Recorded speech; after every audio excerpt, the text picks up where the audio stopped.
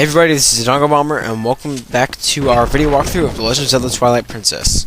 Alright, so first thing when you enter this room, you'll notice there's water on both sides, but before we head over to that chest on the left, you want to go ahead and kill these, Digubabas, as they can get in the way. And of course, these are the ones that come off of the, their little, sprout areas, so they can chase after you. Anyway, after that's done, go ahead and lock onto this bombling here with your boomerang, and we can go ahead and throw that into this like across the way in order to reach that chest.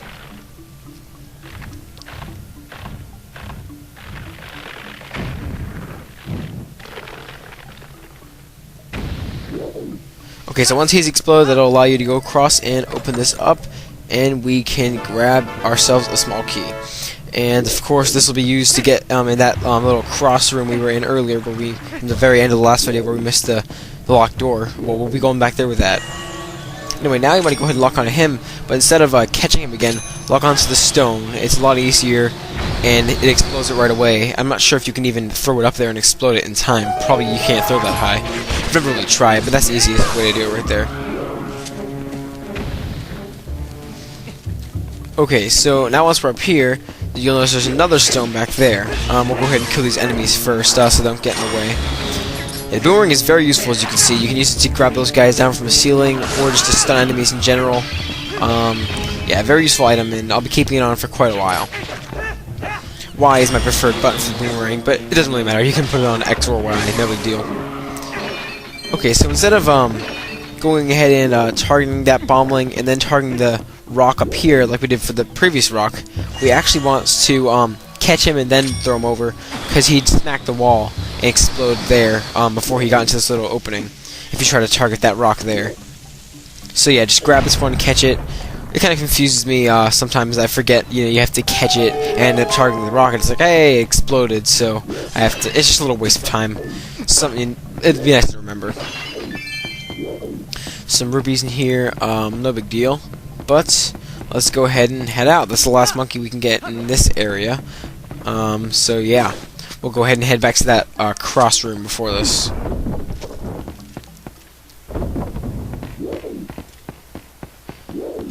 I'm sort of getting lost here, but you can go ahead and jump down, drop down. You don't really need to climb down the vines. And use a boomerang. Of course, you get across here. There really isn't much to say. It's just backtracking back to the way we came. No new areas.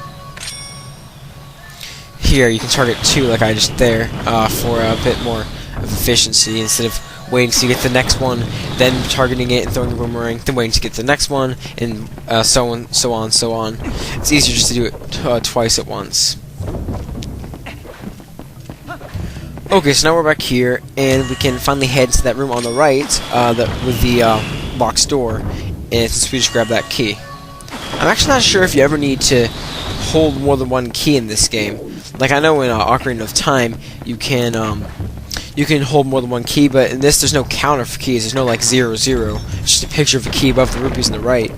So, I mean, I've always wondered, like, does that mean that you can only carry one key? I don't ever remember grabbing two keys at once, so I guess they designed it in a way where you only need one key at a time, and you can only have one key at a time.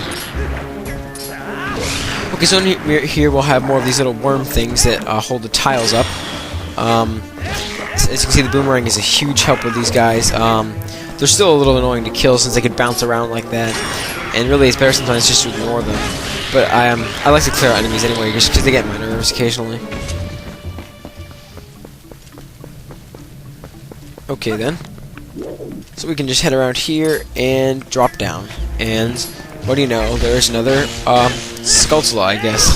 Really, they never describe exactly what those things are, like a big Skulltula or whatever.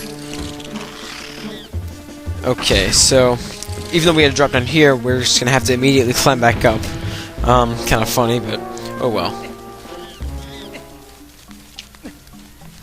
Seems kind of pointless that they had that little pit down there. Well, why couldn't we just walked across over here to get it? Alright, no big deal. You'll notice we have two little pillars. Target both, and you can free the monkey. And there we go. Now I'm just going to go ahead and ignore those pots there, because I'm getting tired of going around searching those rooms for rupees. Now careful, before you jump down, there is another chest we can grab, so just be careful. Give a nice rolling jump to get some extra distance. At least I think it gives you extra distance.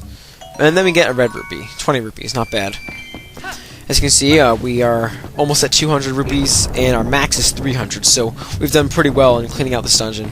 We've gotten all the chests so far, so that's good. You should be around here, assuming you bought the bottle from Koro, the lantern salesman. Alright, well, now if you check your map, you'll have the last monkey, so we can walk back in here, and a nice cutscene will commence. All of the monkeys are in their place, and they're going to proceed to climb up this branch and will hang down from it. So it's sort of like a super vine monkey. I don't know how to describe it really. Like those, it kind of reminds me of those little monkeys in a barrel, those little toys where you can hook their arms together. It's kind of funny. I mean, this scene always reminded me of that. And they start swinging.